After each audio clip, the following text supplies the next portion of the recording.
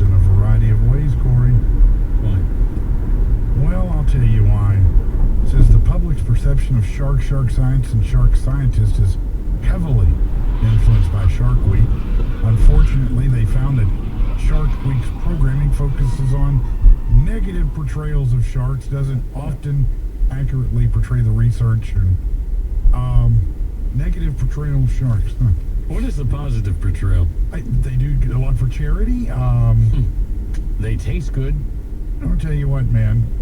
When you're in the ocean, about 50 yards out, swimming around, having yourself a great time, and you see a big ass shark coming to you, do you think that being understanding to the shark will stop it from gnawing on you like a dog biscuit? It looks like people have run out of human issues to obsess about, and now we're like going into the animal kingdom, negative right? portrayal of sharks. That's where we're at now. You're a sharkist. Remember, But a new study reports it's deeply flawed in a variety of ways, Corey.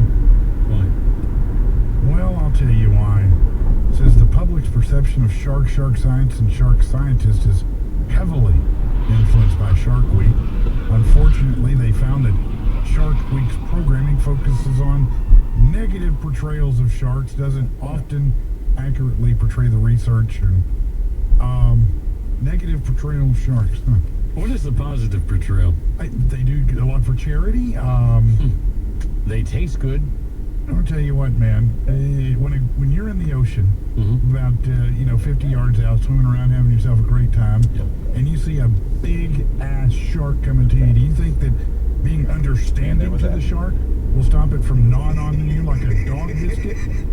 It looks like people have run out of human issues to obsess about, and now we're like going into the animal kingdom, negative right? portrayal of sharks. That's where we're at now. You're a sharkist. Remember, a week or so ago,